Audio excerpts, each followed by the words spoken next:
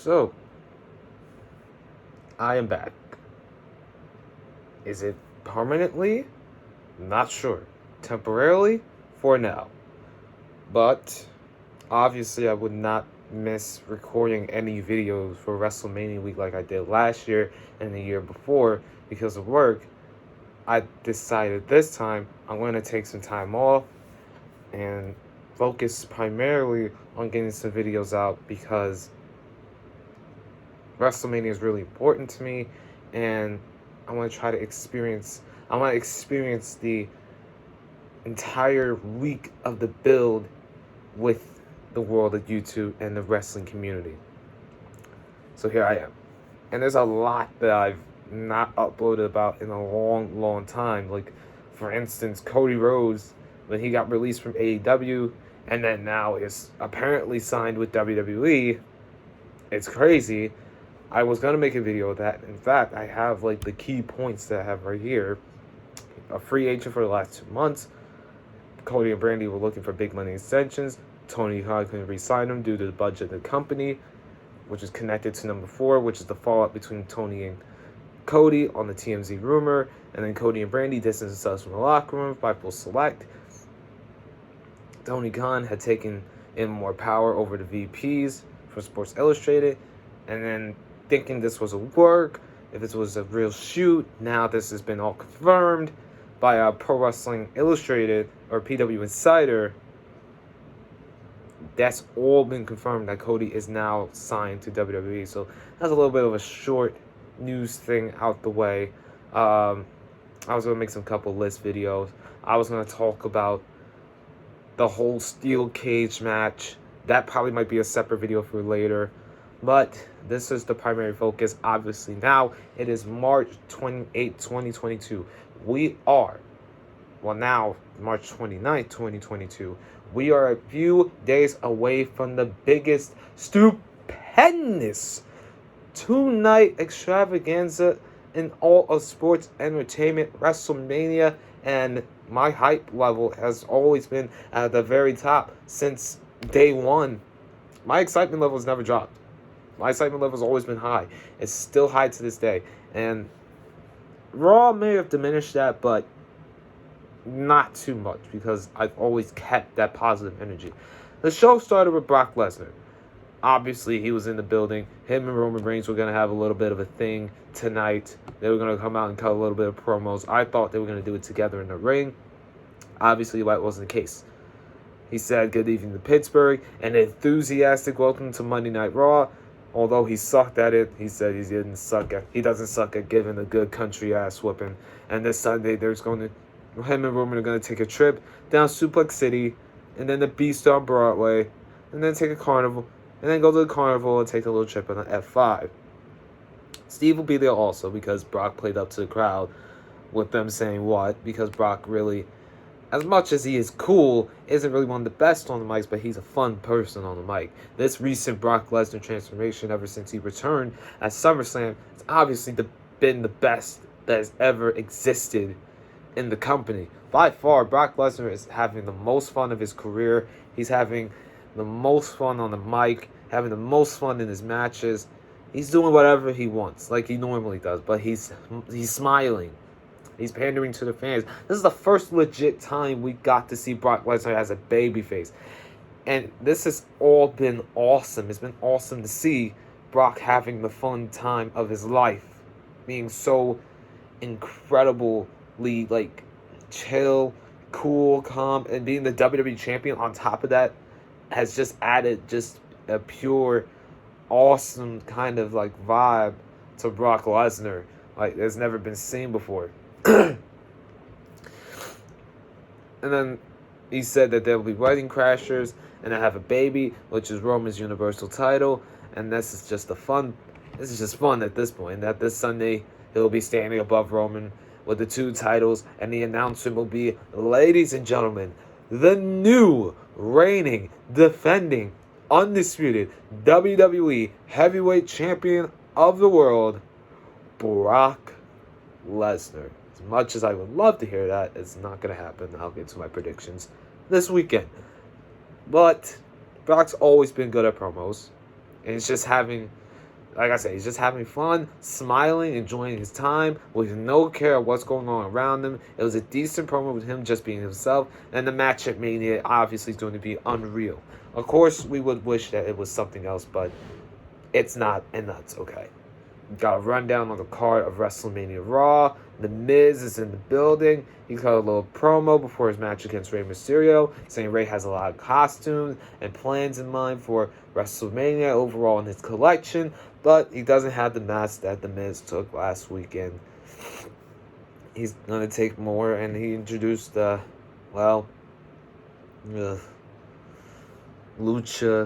Logan, the greatest luchador in history.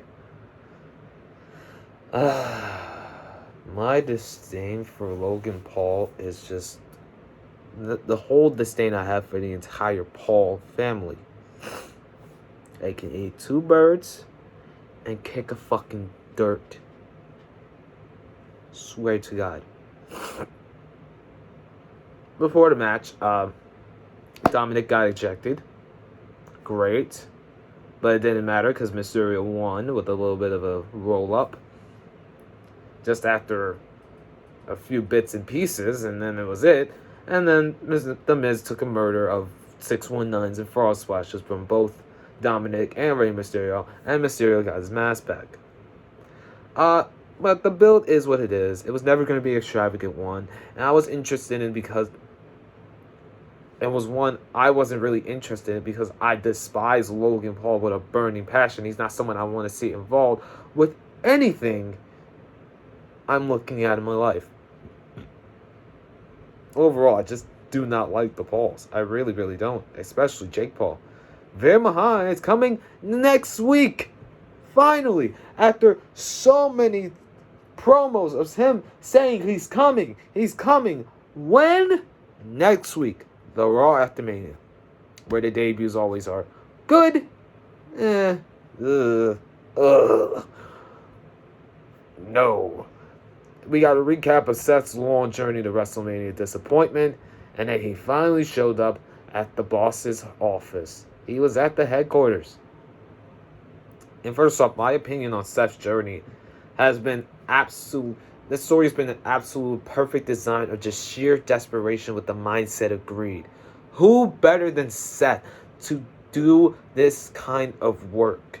You can't put anyone in that role of desperation, of wanting to be in a big match at WrestleMania, but Seth Rollins. His character, his demeanor, his mindset of how everything needs to be when you're a heel, it just works with him, and it's always worked ever since he became the Messiah in 2020.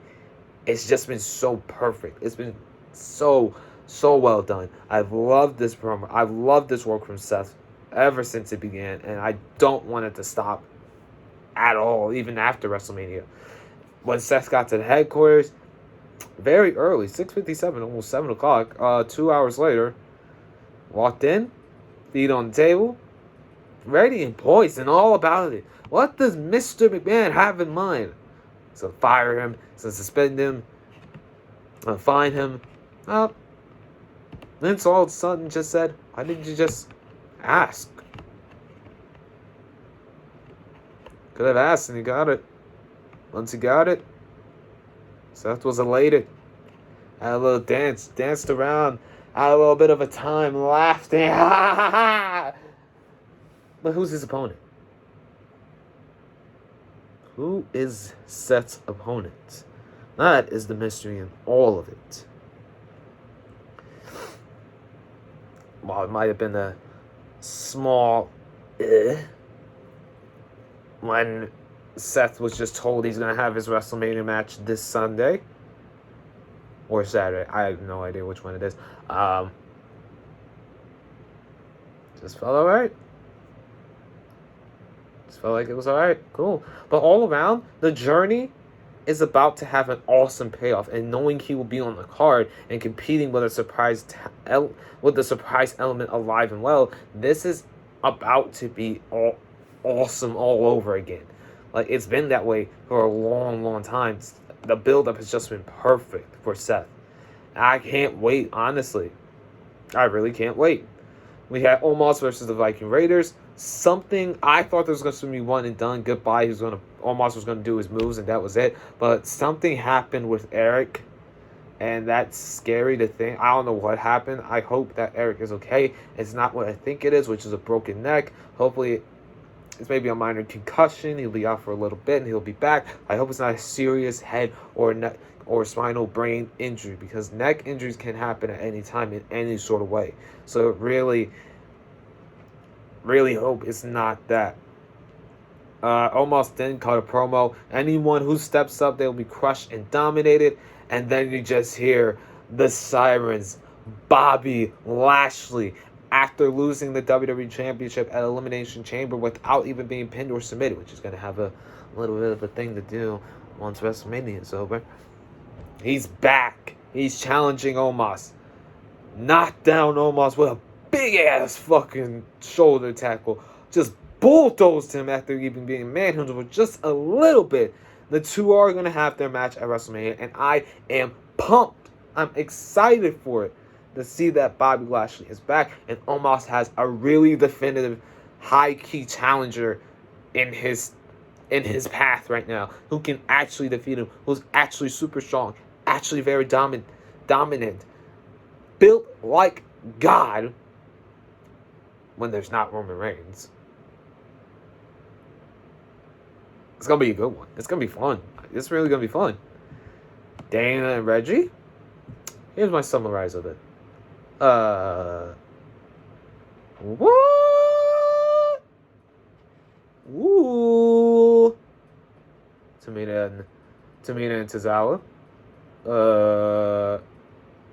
Yo. R-Truth in the background. Bruh.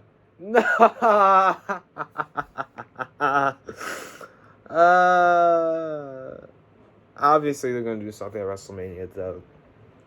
That was my summary of everything the 24/7 title was about. Roman and the Bloodline. We're the ones, the gods. You already know. Say what you want, though. I'll say this. Take all the thing with the Bloodline aside. Say what you want about Michael Cole. How bad he is.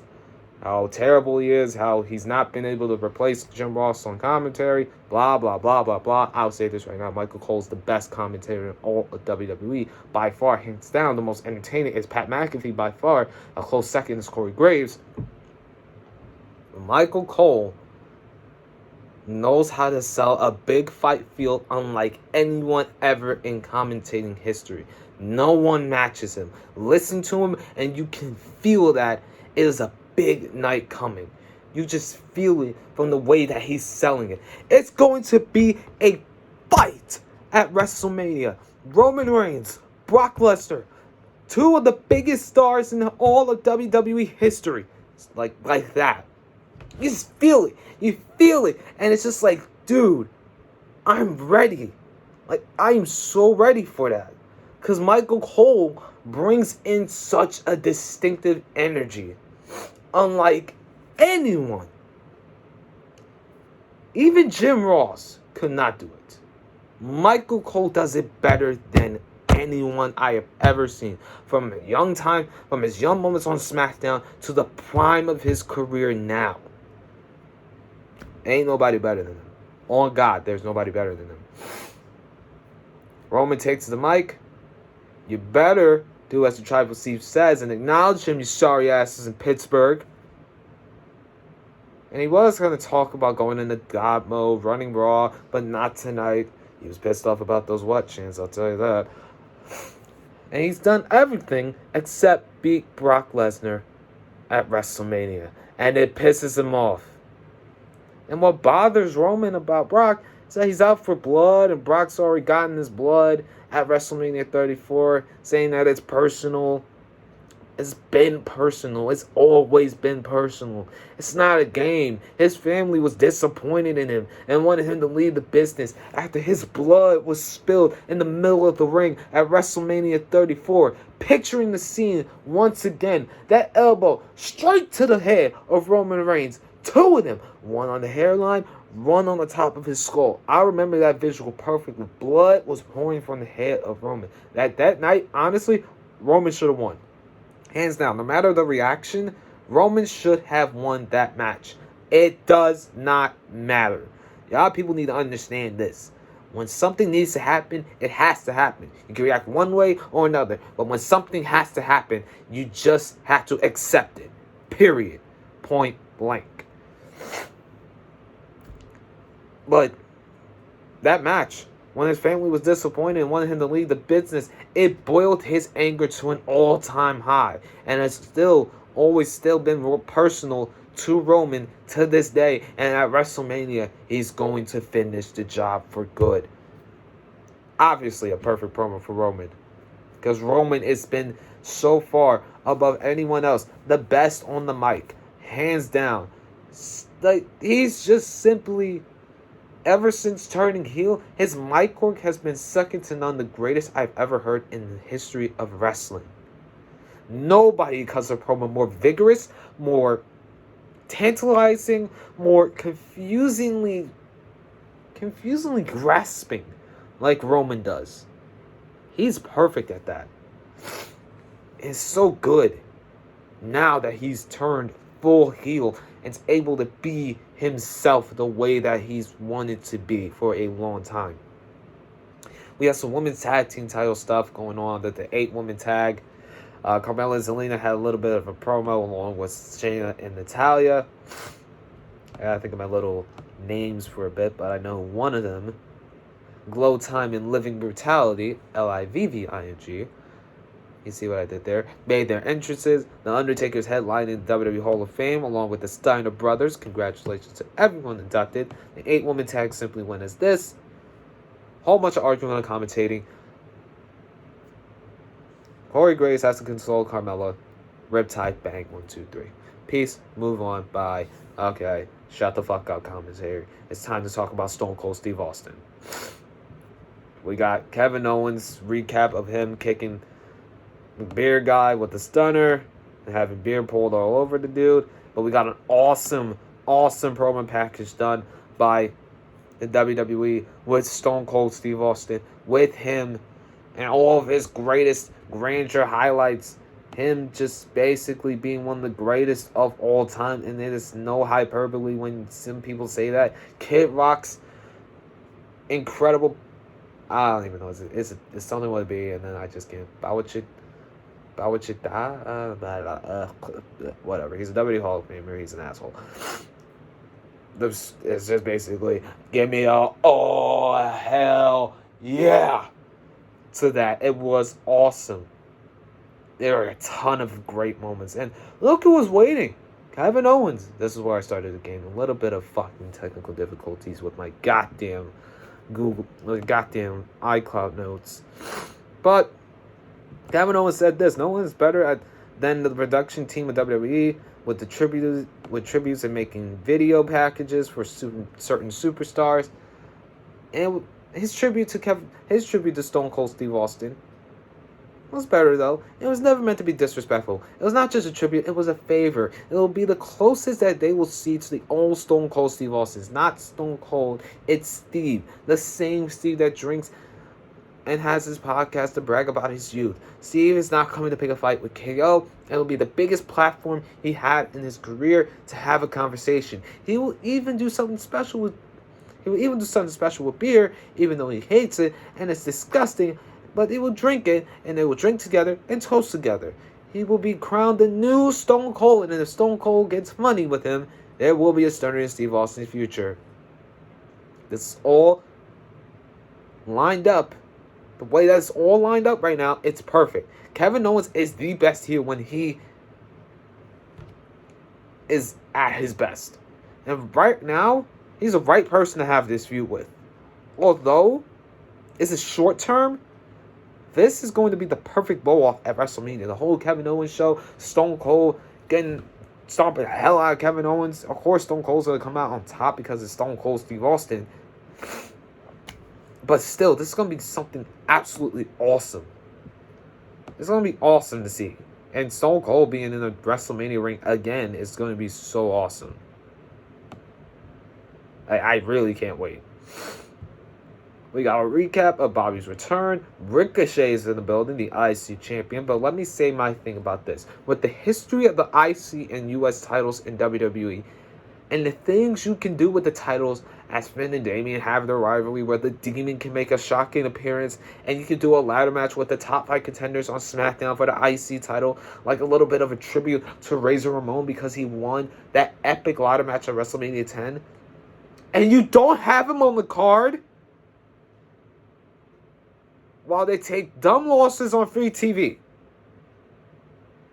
Austin Theory, by the way, beat Ricochet clean with the ATO.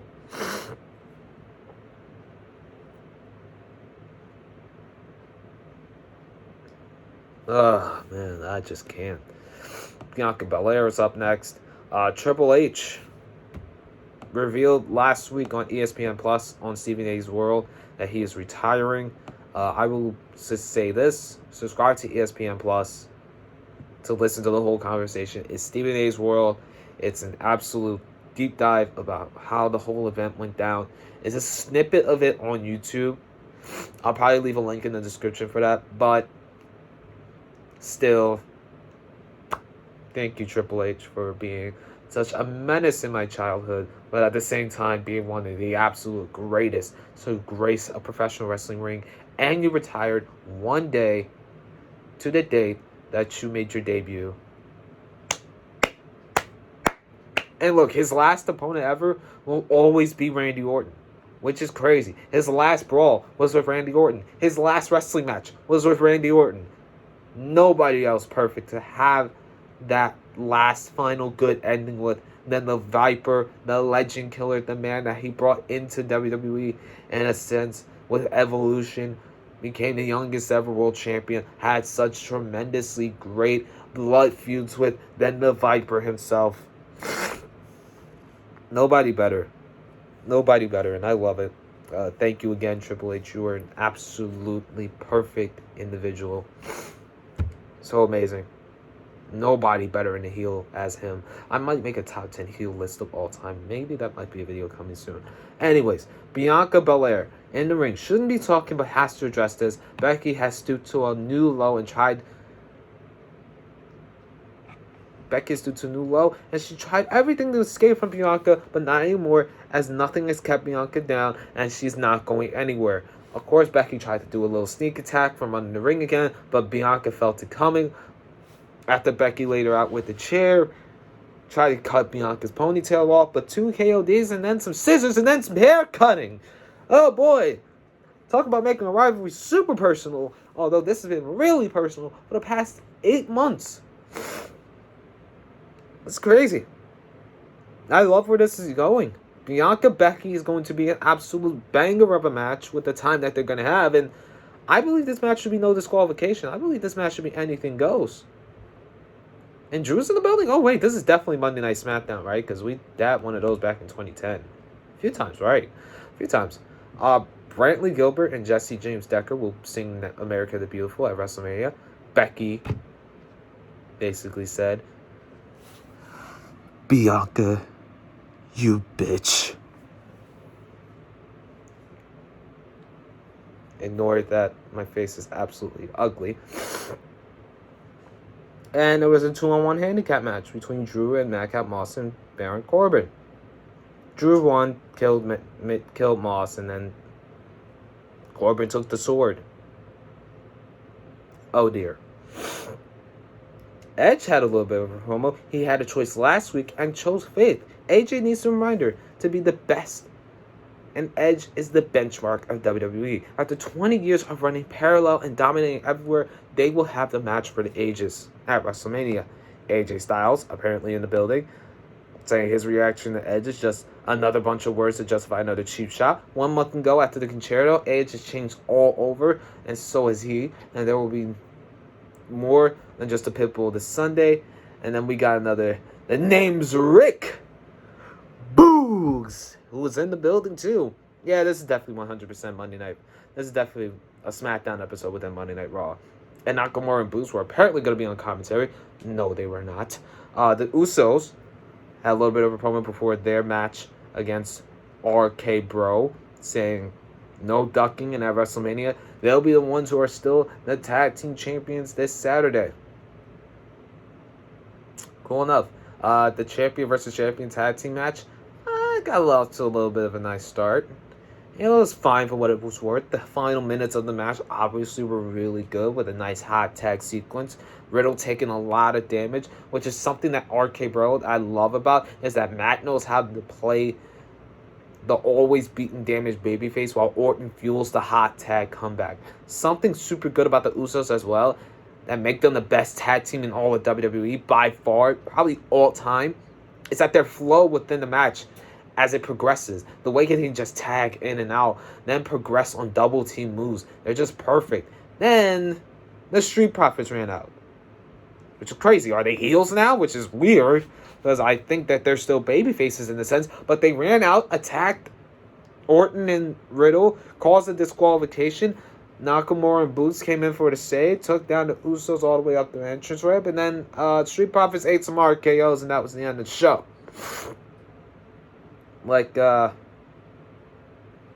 Not sure how to feel about the Street Profits being heels. It's very weird, because I still like the Street Profits. They're my guys. But overall, for what it's supposed to be, it was, to me, a mid-level go-home show, and in places got excitement to a few matches, but not all the matches on the Raw side. However, even when I wasn't watching during certain times and when I was at work, I still had the same level of excitement that I did from the very beginning when the title for title match was announced, and when I felt like it was going to be title for title. I'm beyond excited for the most stupendous two-night extravaganza and all of sports entertainment. Unfortunately, putting my excitement aside, I'm giving this a mid-level, sort of high 3 out of 5. Not too much, but not enough. But that's me. What did you guys think of Monday Night Raw? I will be uploading all of WrestleMania week when I get home midnight Wednesday. I will be watching NXT 2.0. I'll get my video out on that. I got prediction videos all Saturday when I wake up. I'll wake up early Saturday, get a prediction video out for not only, not even that. I'm actually going to do a prediction video for Friday. Friday will be my WrestleMania Stand and Deliver and... No, actually, that's it. Oh, yeah, SmackDown and Rampage review videos. I'll also be getting review videos out for Rampage and Dynamite, seeing how AEW will equal as well. Let me just say I've not been the greatest fan of AEW recently, even at all. Some people need to read some fucking shit on the internet and actually take in the details of everything that's happened. Because people need to stop hiding from the truth. I won't get into that. That'll be another separate video. Anyways, thank you guys so much for watching. I've went on way too long. This is about a 28-minute video, so I'm going to stop it here. Like, comment, subscribe. I will see you all Wednesday around 1, maybe 2, 3 o'clock in the morning. Peace and love. I will love you guys so much. Thank you for continuing to support the channel for as long as you guys have. It's growing. We're getting there. We're almost at 200. I can't believe it.